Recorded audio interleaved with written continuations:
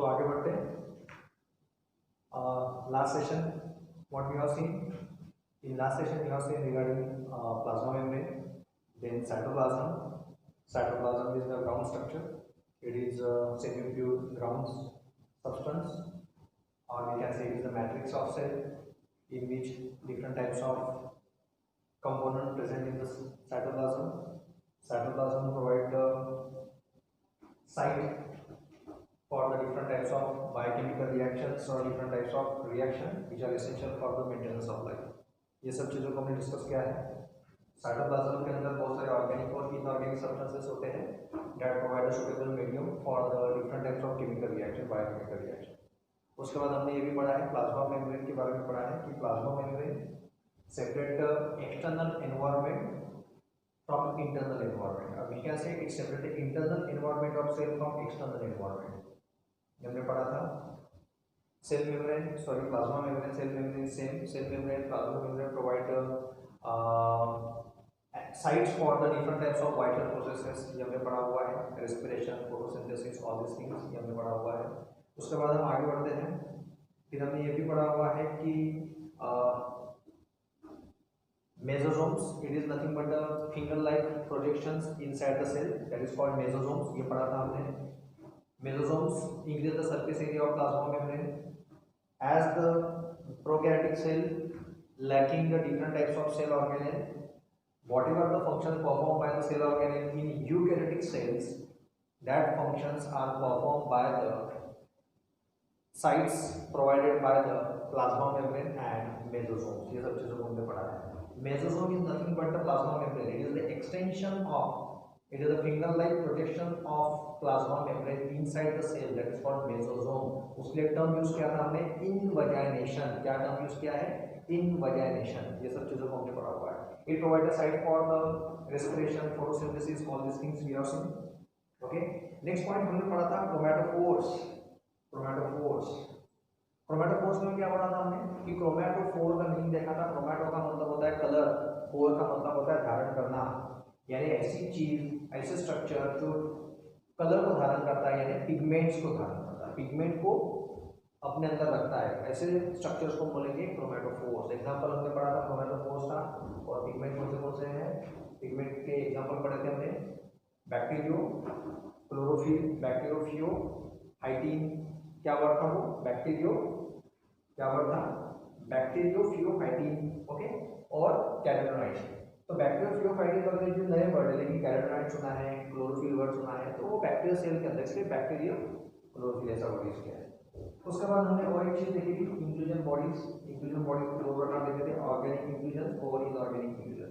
तो ये सब चीजों को हमने लास्ट सेशन में डिस्कस किया हुआ है। तो come to the point of ribosomes. मस्त इंटरेस्टिंग पॉइंट है। सबसे पहले हमने देखा था कि प्लाज्मा मेम्ब्रेन देख लिया, तो उसके बाद हमने पढ़ा था cytoplasm of the prokaryotic cell lack, cytoplasm of the prokaryotic cells lack, क्या हमने देखा था sentence? Membrane bound cell organelles are absent in the prokaryotic cell. बहुत ही इंपॉर्टेंट स्टेटमेंट है। Membrane bound cell organelles are absent in the prokaryotic cell. ये sentence को बार-बार दोहराओ। Membrane bound cell organelles are absent in prokaryotic cell. तो कौन से मेम्ब्रेन बाउंड सेल ऑर्गेनेल हैं? नाम गिनाता हूँ। सबसे पहले हम देखेंगे पहचान का कौन सा है? क्लोरोप्लास्ट, माइटोकॉन्ड्रिया, ये दोनों हमारे बहुत ज्यादा पहचान के हैं। ईआर यानी एंडोप्लाज्मिक रेटिकुलम, उसकी पकड़ के गोल्गी बॉडी यानी गोल्गी एपरेटस, ओके, लाइसोसोम। तो ये सब जो है ये मेम्ब्रेन बाउंड सेल ऑर्गेनेल है। फिर सर राइबोसोम भी तो सेल ऑर्गेनेल है। हाँ, राइबोसोम भी सेल ऑर्गेनेल है। अगर membrane bound cell organelle prokaryotic cell में एब्सेंट है और राइबोसोम वहां पे प्रेजेंट है, इट मींस दैट राइबोसोम ये मेम्ब्रेन बाउंड है कि नॉन मेम्ब्रेनस सेल ऑर्गेनेल है? It is non membranous cell organelle. तो लॉजिक कैसे लगाना है समझ में आ रहा है? तो ribosome is the non membranous cell organelle. आपने कभी डायग्राम देखा होगा, कोई भी डायग्राम जब हम ड्रॉ करते हैं, यहाँ पे मैं एक डायग्राम ड्रॉ करता हूँ, ओके, तो डायग्राम जब ड्रॉ करते हैं तो डायग्राम में आपने देखा होगा बहुत सारे डॉट कर दिखाते हैं, ऐसे बहुत सारे डॉट दिखाते हैं। These dots are nothing but ribosome. इसको हम क्या बोलेंगे? राइबोसोम्स। इसको बोलेंगे राइबोसोम्स। थोड़ा इसको हाई पावर माइक्रोस्कोप को देखेंगे तो राइबोसोम्स को अगर हम ऑब्जर्व करेंगे, obviously it is observe under electron microscope, it is not possible in the compound microscope, normal microscope में पॉसिबल ही नहीं है। So we have to observe under the electron microscope. Ultra structure जब हम स्टडी करते हैं, it is possible only in electron microscope. अभी होता क्या है, ribosome actually it is a dense particle, it is a dense particle. What is the meaning of dense particle? Ribosome is a dense particle, it is a non membranous structure. यहां पे मैंने word use नहीं किया है, it is non membranous structure, ये non membranes है, it is non membranous structure, it is non membranous structure. इसका मतलब इसको मेम्ब्रेन नहीं है, ये पूरा का पूरा जो है इसको मेम्ब्रेन नहीं है, इसको कवरिंग नहीं है, जो है जिस मटेरियल से बना है वो मटेरियल ही है, उसके ऊपर कोई कवरिंग नहीं है। Okay, it is a non membranous structure, it is a dense particle. Dense particle means it is not hollow, it is not hollow,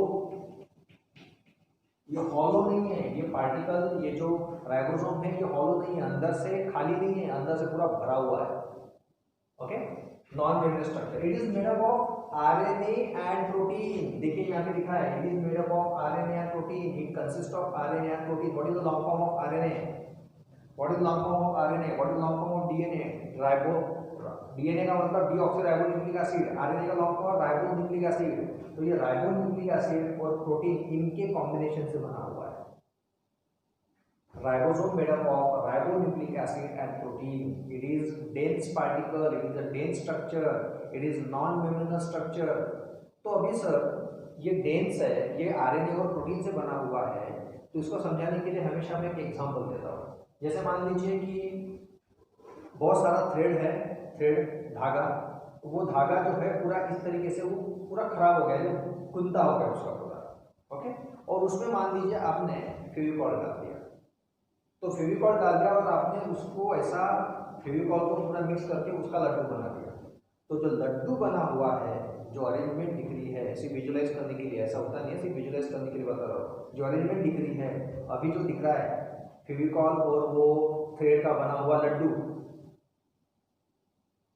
तो उसको बोलेंगे राइबोसोम, सिर्फ विजुलाइज करने के लिए। ओके, इसका मतलब वो जो थ्रेड है वो थ्रेड है आरएनए है, और जो आपने गम डाला हुआ है या फिर फेविकॉल डाला हुआ है मान लीजिए वो प्रोटीन है।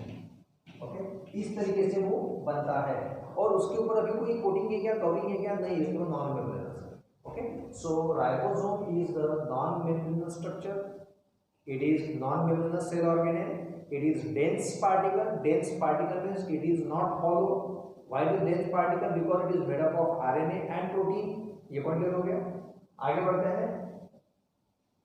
Prokaryotic ribosome is 70S type, ये प्रकार है, ये समझने की कोशिश कीजिए, अभी नए नए टर्म आएंगे तो डरना नहीं है, भले आपने पढ़ा होगा 9th और 10th में, कंसेप्ट क्लियर नहीं होंगी, इस बार कंसेप्ट क्लियर कर लो। Ribosome of prokaryotic cell, we are talking about prokaryotic cell, तो ribosome of prokaryotic cell is 70S type. What is the meaning of 70S type? ये S क्या होता है, इसके डिटेल में जब हम यूकैरियोटिक सेल पढ़ेंगे उसके डिटेल में हम जाते जाएंगे। S indicate, S is stand for the Swedberg unit। अब ये Swedberg unit क्या होता है? S stand for Swedberg unit, S का मतलब होता है Swedberg unit। अब ये Swedberg unit क्या है? तो Swedberg unit is nothing but the measure of particle size, it is the measure of particle size। देखिए मेजर ऑफ पार्टिकल साइज है Swedberg unit, Swedberg के साइंटिस्ट का नाम है, ऑब्वियसली माइक्रोसेंट्रिफ्यूगेशन टेक्निक यूज करके उन्होंने क्या किया है, सेल के अंदर के कंटेंट को प्रेसिपिटेट, सेल के अंदर के कंटेंट को सेडिमेंट करने की कोशिश की है। तो rate of sedimentation is depend upon the particle size. Okay, so तो जो पार्टिकल साइज जितनी ज्यादा रहेगी तो रेट ऑफ सेडिमेंटेशन भी उतना ज्यादा रहेगा, यानी बड़ा पार्टिकल जल्दी सेटल होगा, छोटा पार्टिकल धीरे धीरे सेटल होगा। समझ में आ रहा है क्या बोल रहा हूं? So rate of sedimentation means this measure of Swedberg unit is nothing but the measure of particle size, and particle size is depend upon the rate of sedimentation of that particle in ultracentrifugation or in the process of centrifugation. During the process of centrifugation the rate of sedimentation determines the particle size। ये point हुआ। तो उसके आधार पे उन्होंने एक unit बनाया, वो unit का नाम रखा है Swedberg यूनिट। तो प्रोकैरियोटिक राइबोसोम्स को इंडिकेट करने का एक तरीका है 70S। वही यूकैरियोटिक सेल की बात करते हैं तो यूकैरियोटिक सेल में जो राइबोसोम होता है वो 80S होता है, 80S। Again S stand for Svedberg unit. Okay, तो वो वहां पे पार्टिकल साइज उसकी बड़ी होगी, यहाँ पे पार्टिकल साइज छोटी होगी, इसलिए ये 70S नाम दिया। वहां पे पार्टिकल साइज बड़ी होगी, उसका नाम होता है 80S। ओके, दूसरा बहुत इंपॉर्टेंट पॉइंट है, ये जो राइबोसोम हम जब सेल में दिखाते हैं डॉट डॉट दिखाते हैं, लेकिन एक्चुअली राइबोसोम कंसिस्ट ऑफ 2 सब यूनिट्स। लिखा है मैंने वहां पे, इट कंसिस्ट ऑफ 2 सब units, that is called 30S unit and 50S unit. इसको मैं शो कर देता हूं। मान लीजिए एक छोटा सब यूनिट है और एक बड़ा सब यूनिट है। सर ये ऐसे कैसे रहता है? It is observe, all things are observe under electron microscope. Okay, it is not possible in the compound microscope. This ribosome consist of the 2 subunits. This is smaller subunit, this is smaller subunit, okay, and this is larger subunit. This smaller subunit is represented as 30S and it is 50S unit. Why it is called 30S and 50S? Ribosome अगर separate है, ribosome separate है सब, actually during the process of photosynthesis ये ribosomes larger और smaller subunit combine होते हैं, लेकिन larger और स्मॉलर सबयूनिट दोनों एक दूसरे से अलग अलग रहते हैं। They are separated from each other, they remain in separate form, separated form. ये सब स्मॉलर सबयूनिट है, ये अलग रहता, लार्जर सबयूनिट अलग रहता। During sedimentation it is found that sedimentation के बेस पे, सेडिमेंटेशन का रेट है उसके बेस पे हमने ये नाम दिया है 30S और 50S। ओके, लेकिन जब ये कंबाइन हो जाता है तो उसका सेडिमेंटेशन रेट जो है थोड़ा बदल जाता है, तो उसका नाम बन जाता है 70S, नॉट 80S। इसकी टोटल नहीं मारनी है, इसकी टोटल मारने जाएंगे तो आप बोलेंगे sir 80S, no 80S total नहीं मारनी है, ये 70S, यानी ये कंबाइन है तो 70S, अगर वो सेपरेटेड है तो 50S is the larger subunit and 30S is the smaller subunit. जब हम प्रोटीन सिंथेसिस वाला पार्ट जब देखेंगे उसमें सब चीजें डिटेल में आएंगी, ठीक है। तो फिलहाल क्या समझना है, राइबोसोम ये कोई, राइबोसोम जो है ये कोई जैसे थ्रेड है और उसके अंदर गम डाल दिया तो उसका पूरा लड्डू बना दिया उसके जैसा है, ये डेंस है, it is non Venice structure, it is made up of RNA and protein. Most important point आगे हम देख रहे हैं, it is S type of RNA, it is S type of ribosome. S type of ribosome का मतलब क्या होता है, prokaryotic ribosome is S type, ये ऑब्जर्वेशन है, and eukaryotic ribosome is 80 type. That S type consists of 2 subunits, larger subunit and smaller subunit. Larger subunit denoted as 50S and smaller subunit denoted as 30S. ये point को बार-बार दोहराओ। What is the meaning of S? S is stand for Svedberg unit. Svedberg unit is a measure of particle size. The measure of it is measure of particle size, and particle size is depend upon the speed at which the particle settle or particle sediment in the process of centrifugation. Centrifugation के process में वो particle कितनी speed से sediment होता है उसके आधार पे हमने स्वेटबर्ग यूनिट बनाया है, उसके आधार पे पार्टिकल साइज डिटरमाइन होती है। उसके बाद large number of several ribosomes attach to several ribosome. अभी मैं ऐसे सिंपली ड्रॉ करता हूँ, मान लीजिए बहुत सारे राइबोसोम्स हैं, मैं ऐसे दिखा रहा हूँ, they are attach to mRNA, that is called polysomes or polyribosome. During the process of protein synthesis, what happens that mRNA, इसको और ड्रॉ करना है तो मान लीजिए ये mRNA है और ये mRNA के ऊपर large number of ribosomes are attached. Several ribosomes are attached on the mRNA. Okay, that is called polyribosomes or shortly called polysomes. आप देख सकते हैं यहाँ पे मैंने लिखा है polyribosomes or polysomes. Okay, several ribosome attached to a single mRNA molecule. ध्यान दो, ये जो लाइन मैंने ड्रॉ की है ये mRNA है, ये डिटेल में पढ़ेंगे। ये mRNA क्या होता है, mRNA पढ़ा है आपने थोड़ा सा, messenger RNA। There are 3 types of RNA, कौन से mRNA, rRNA, tRNA। याद है कुछ? mRNA का मतलब मैसेंजर RNA, tRNA का मतलब ट्रांसफर RNA और rRNA का मतलब राइबोसोमल RNA। ये राइबोसोमल RNA यानी क्या, ये राइबोसोम के अंदर ये जो RNA है, बच्चों सेंटेंस बोल दो उसके ऊपर पूरा फोकस देके सुनो, बहुत ही इंपॉर्टेंट चीज है, कंसेप्ट तभी के तभी क्लियर कर दो, आगे टेंशन नहीं रहेगा। राइबोसोमल RNA का मतलब भाई राइबोसोम का RNA, राइबोसोम ये RNA से बना हुआ है, तो उसका जो आरएनए उसको बोलते हैं आरआरएनए, राइबोसोमल आरएनए। ये एमआरएनए जो है ये न्यूक्लियस में बनता, टीआरएनए जो है ये भी न्यूक्लियस में बनता।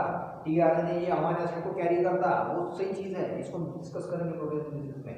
तो several number of ribosomes attached to single mRNA molecule. This arrangement is called polyribosome or polysome. क्या बोलेंगे इसको? Polyribosomes or polysome. Okay. Now, what are the role? What is the role of these ribosome or polyribosome? इनका role क्या होता है? Simple है, इनका role है प्रोटीन सिंथेसिस। क्या रोल है इनका? प्रोटीन का सिंथेसिस करना। इनका रोल क्या है? Protein synthesis. जो लिखा है मैंने, देख सकते हैं, रोल इज प्रोटीन सिंथेसिस। तो राइबोसोम का रोल क्या होता है? Protein synthesis. ओके, तो हमें क्या विजुअलाइज करना है यहाँ पे? राइबोसोम को कैसे विजुअलाइज करना है? राइबोसोम कैसे विजुअलाइज करना है? जैसे मान लीजिए थ्रेड है बहुत सारे, और वो पूरा थ्रेड जो एक जगह जमा हो गया, उसके ऊपर हमने फेविकोल डाल दिया है, फिर गम डाल दिया, और वो गम ड्राई होने के बाद जो लड्डू बन गया, लड्डू को हमने बोला है ribosome. It is just for visualization. Okay, next point पे आते हैं genetic material. We have already seen in prokaryotic cell that genetic material is not confined by nuclear membrane. It is not confined by nuclear membrane. वहाँ पे nuclear membrane उसको cover नहीं करता। I mean genetic material are directly come in contact with the cytoplasm. Is it correct? This statement is correct. Ribosome हो गया, उसके बाद genetic material की बात करेंगे। Genetic material is directly come in contact with the cytoplasm. Ribosome directly come in contact with the cytoplasm. ये point को discuss करेंगे। What are the genetic material present in the prokaryotic cell is long thread like double stranded DNA. It is a long thread like double stranded DNA. Okay, long thread like long double stranded DNA. It is circular DNA, long thread like double stranded circular DNA. Okay, and it consists of, that is called prokaryotic chromosome or prochromosome or genophore. ये term किताब में नहीं है, लेकिन बहुत important term है, इसको अच्छे से करके रखिए। genophore. It is genetic material do not have membrane bound nucleus. Genetic material is not confined by the membrane bound nucleus, इसलिए तो उसको प्रोकैरियोटिक बोला है। अगर उसको मेम्ब्रेन बाउंड न्यूक्लियस होता था तो उसको बोलते थे यूकैरियोटिक सेल। ये बहुत इंपॉर्टेंट पॉइंट है। मान लीजिए ये यहाँ पे मैं एक सेल वॉल ड्रॉ कर लेता हूँ, ये सेल वॉल है। ओके, और यहाँ पे ये मेसोसोम्स ड्रॉ कर लेता हूँ थोड़ा सा, और उसके बाद फिर यहाँ पे मैं जेनेटिक मटेरियल मतलब आपको सर्कुलर डीएनए है, ठीक है ना, सर्कुलर डीएनए है। और यहाँ पे मैंने उसको स्कैटर्ड दिखाया हुआ है। सर्कुलर डीएनए जब बनता है इसका मतलब क्रोमोसोम होता वहाँ पे ये है, इट इज डबल स्टैंडर्ड। वहाँ पे डीएनए जो है वो डबल स्टैंडर्ड है। डबल स्टैंडर्ड का मतलब इस तरीके से, ओके, डबल स्टैंडर्ड डीएनए है। लेकिन जब वो दिखता है तो वो सिंगल थ्रेड लाइक दिखता है, लॉन्ग सिंगल थ्रेड लाइक दिखता है, डबल स्टैंडर्ड है, और सर्कुलर डीएनए होता है, सर्कुलर डीएनए होता है। Next point, so that is called prokaryotic chromosome और प्रोक्रोमोसोम और जीनोफोर। जैसे हमने पढ़ा था यहाँ पे बहुत सारे पॉलीराइबोसोम को शॉर्टकट क्या था? पॉलीजोम। वैसे ही प्रोकैरियोटिक क्रोमोसोम को शॉर्टकट क्या? Prochromosome. Okay, next point is it is highly loop. भाई लिखा है इसे, बहुत सारे लूप लिखा है। It is highly loop and it is associated with protein. It is highly looped and it is associated with protein. But point is that this protein is not histone protein. This protein is not histone protein. Histone protein is found in eukaryotic cell. ये बहुत important point है। In prokaryotic cell, it is highly associated with the protein. It is highly looped and associated with the protein. But this protein is not histone. It is not histone protein. ये histone protein नहीं है। अभी histone protein के बारे में detail में हम पढ़ने वाले हैं यूकैरियोटिक सेल में, जब जेनेटिक मटेरियल के बारे में पढ़ेंगे तब। काफी इंपॉर्टेंट पॉइंट है। Okay, now this genetic material it is not confined by the nuclear membrane, so it is not look like a nucleus. लेकिन वो न्यूक्लियस नहीं है, लेकिन it is like a nucleus. तो लाइक अ न्यूक्लियस है, इसलिए उसका नाम रखा हमने न्यूक्लॉइड। क्या नाम रखा हमने उसका? न्यूक्लॉइड। क्या नाम रखा है इसका? न्यूक्लॉइड। लिखो यहाँ पे, क्या नाम रखा है, न्यूक्लियोइड। न्यूक्लियोइड का मतलब न्यूक्लियस लाइक, न्यूक्लियोइड का मतलब न्यूक्लियस लाइक। देखो कोई भी चीज को इस तरीके से हम लिखते हैं, जैसे मान लीजिए न्यूक्लियोइड लिखा है तो अभी एक वर्ड लिख सकते हैं, जैसे मान लीजिए क्या बोल सकते हैं उसको, न्यूक्लियोइड जैसा कोई वर्ड है जिसको मैं न्यूक्लियस बोला तो ट्रू न्यूक्लियस, न्यूक्लियोइड बोला तो न्यूक्लियस जैसा। न्यूक्लियस जैसा क्यों बोला भाई, जेनेटिक मटेरियल है ना वो, लेकिन सिर्फ उसको मेम्ब्रेन नहीं होने के कारण वो न्यूक्लियस नहीं दिखता एग्जैक्टली, तो उसको क्या बोलेंगे, थोड़ा बहुत न्यूक्लियस दिखता, अमिताभ जैसा दिखता। यानी कोई पर्सन है जो अमिताभ जैसे कपड़े पहन के है, दाढ़ी बना के है, तो उसको क्या बोलेंगे, यार ये अमिताभ जैसा दिखता है। अमिताभ जैसा दिखता है यानी न्यूक्लियोइड, जैसा दिखना है न्यूक्लियोइड। क्यूबॉइड बोला तो क्यूबॉइड, क्यूब बोला तो क्यूब एक्चुअल क्यूब, क्यूबॉइड बोला तो क्यूब लाइक, क्यूब जैसा। समझ में आ रहा है, इस तरीके से वो वर्ड बनते हैं। चलो तो फिर थोड़ा सा आगे बढ़ते हैं। This genetic material is connected to the plasma membrane through mesosome. हमने पहले सेशन में पढ़ा हुआ है, इसको बोलते हैं mesosome. Mesosome is nothing but the mesosome is nothing but the invagination of plasma membrane, okay, and this is genetic material, this is genetic material, this genetic material is connected to plasma membrane through mesosome। ये sentence है, ये sentence को ऐसे ही करना है, genetic material is connected to plasma membrane through mesosomes। now come to the point of, next point is plasmid। अभी हमने genetic material की बात की, ओके। अभी हम बात करते हैं एक्स्ट्रा क्रोमोसोमल डीएनए की। हमने डीएनए की बात की, डीएनए जो क्रोमोसोमल डीएनए है, okay, it is the long thread like double stranded chromosomal DNA, okay. Now we are talking about plasmid. Plasmid is the extra chromosomal DNA. What is the meaning of extra chromosomal DNA? It is the extra chromosomal DNA. काफी important word है भाई, ये chromosome जो है, ये chromosome के अंदर का जो डीएनए है वो उसका खुद का डीएनए है, ओके। और जो दूसरा जो डीएनए है ये एक्स्ट्रा क्रोमोसोमल डीएनए है, ओके, इसलिए उसको नाम दे दिया हमने, उसको बोला एक्स्ट्रा क्रोमोसोमल। ये एक्स्ट्रा है क्रोमोसोम के अलावा, यानी ये क्रोमोसोम के अंदर जो डीएनए है इसके अलावा ये एक्स्ट्रा है, तो उसको नाम दे दिया हमने एक्स्ट्रा क्रोमोसोमल डीएनए। क्या नाम दिया इसको हमने? Extra chromosomal DNA, extra chromosomal DNA. इसको ही बोलते हैं प्लाज्मिड। क्या बोलते हैं इसको? Plasmid.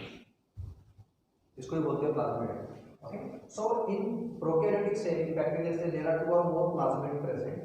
Plasmid is nothing but the extra chromosomal DNA. It is self-replicating DNA. It is also double-stranded DNA. बहुत important point है, self-replicating DNA. It is double-stranded DNA. It is also circular DNA. Point जो है, it is, this is circular DNA, double-stranded DNA. It is also circular DNA, double-stranded DNA. अभी remember bacterial cell में circular DNA होता है, बस इतना याद रखना। बैक्टीरियल सेल बोला तो circular DNA, B for bacteria, C for circular DNA, okay. B for bacteria, C for circular DNA. तो भाई ये भी सर्कुलर डीएनए है, ये भी सर्कुलर क्रोमोसोम होता है, ओके। ये मेन क्रोमोसोम है, ये मेन क्रोमोसोमल डीएनए, ये एक्स्ट्रा क्रोमोसोमल डीएनए।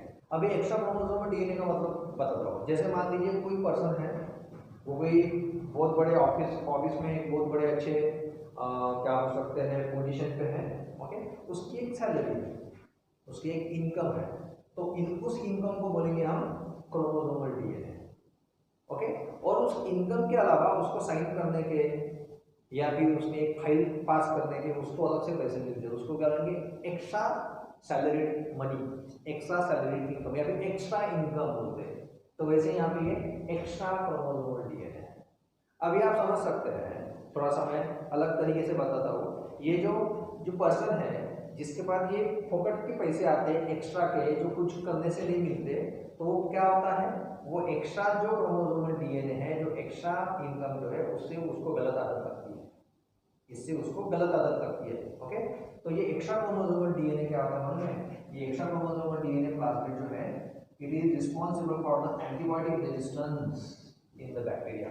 वो बैक्टीरिया के अंदर एंटीबायोटिक रेजिस्टेंस क्रिएट करता है। यानी मान लीजिए आपको थ्रोट इन्फेक्शन हो गया या फिर आपको कोई इन्फेक्शन है, डॉक्टर के पास हम जाते हैं, डॉक्टर प्रिस्क्रिप्शन लिखते हैं, उसमें एंटीबायोटिक है, फिर हम क्या करते हैं, एंटीबायोटिक लेते हैं। तो बचपन से लेके अभी तक हमने बहुत सारे एंटीबायोटिक खा ली, and because of that antibiotic what happen, पहले तो वो एंटीबायोटिक्स के डोज से वो बैक्टीरिया मर जाते थे, लेकिन जैसे जैसे हम बड़े बड़े होते जाते हैं तो वही एंटीबायोटिक फिर वो बैक्टीरिया को किल नहीं कर सकती। इसका मतलब वो बैक्टीरिया ने उस एंटीबायोटिक के अगेंस्ट में कुछ तो भी पावर क्रिएट कर दिया है, वो मरती नहीं है, उसको बोलते हैं एंटीबायोटिक रेजिस्टेंस। ओके, तो ये एंटीबायोटिक रेजिस्टेंस वो बैक्टीरिया के अंदर क्रिएट कौन करता है, ये एक्स्ट्रा क्रोमोसोमल डीएनए यानी प्लाज्मिड, ये इसकी ताकत नहीं है, ये इसको सपोर्ट करता है। तो वो तो टेंशन में थे, मेरे पास बहुत है, मैं करता, आदत गलत आदत लगा जिसको, उसके लिए अच्छा है, वो एंटीबायोटिक रेजिस्टेंस डेवलप हो गया तो बैक्टीरिया सर्वाइव हो रहा है, लेकिन हमें कंसेप्ट को समझने के लिए इस स्टोरी के फॉर्म में उसको देख रहे हैं। ओके, तो क्या देखा हमने, plasmid is the self replicating double stranded circular DNA, it is extra chromosomal DNA, ये हमने पढ़ा है। It is helpful for the bacteria, why it is helpful for the bacteria, it protect the bacteria by creating the antibiotic resistance for particular antibiotic. मान लीजिए particular antibiotic के, मान लीजिए ofloxacin है, चलो ओफ्लोक्सासिन की बात करते हैं। ओफ्लोक्सासिन एक एंटीबायोटिक है, बचपन से लेके या फिर एम्पिसिलिन है, बचपन से लेके उसके अंदर में एक रेजिस्टेंस क्रिएट हो गया, बच्चा बड़ा हो गया, उसको डॉक्टर ने एम्पिसिलिन लिख के दिया, काम ही नहीं कर रहा है। एमोक्सिसिलिन लिख के दिया, एमोक्सिसिलिन क्लेविनिक एसिड लिख के दिया, काम ही नहीं कर रहा है। भाई इसका मतलब यह है कि एंटीबायोटिक रेजिस्टेंस डेवलप हो गया। फिर डॉक्टर क्या करते हैं, ठीक है काम नहीं कर रहा है, फिर डॉक्टर दूसरा सिविक्सिन लिख देते हैं, बराबर काम नहीं, बोलते डॉक्टर बढ़िया, क्या जबरदस्त है, एक दवा एक गोली में काम हो गया। तो एंटीबायोटिक रेजिस्टेंस जो है it is developed because of the plasmid, it is extra chromosomal DNA. थोड़ा सा आगे बढ़ते हैं। Now it is very useful, plasmid is very useful in the process of genetic engineering. Genetic engineering में plasmid के बहुत सारे यूज है, बायोटेक्नोलॉजी चैप्टर में डिस्कस करेंगे डिटेल में। Now it is served as a agent in the genetic transfer. It is served as an agent for genetic transfer. मस्त concept है। देखिए हमने प्लाज्मिड को इस तरीके से यूज किया हुआ है कि हमने बहुत सारे नए नए हमारे लिए बेनिफिशियल चीजें बना दी। देखिए हमने क्या किया, ये जो प्लाज्मिड है ये क्रोमोसोमल डीएनए, ठीक है, तो हमने क्या किया, प्लाज्मिड के ऊपर हमें जो चाहिए वो डीएनए का एक टुकड़ा या फिर जीन चिपका दिया, उसको काटा और अपने को जो चाहिए वो हमने उसके ऊपर चिपका दिया और हमने उसको ट्रांसफर कर दिया, जेनेटिक ट्रांसफर के लिए उसको यूज कर दिया। इसलिए बोला है कि it serve as agent in the genetic transfer. ये डिटेल में पढ़ेंगे तो समझ में आएगा, अभी शुरुआत है, लेकिन ध्यान में रखना कि किस तरीके से कौन सी चीजें यूज होती है। ओके, तो यहाँ पे थोड़ा सा देख लीजिए, मैं आपको 2 मिनट देता हूँ।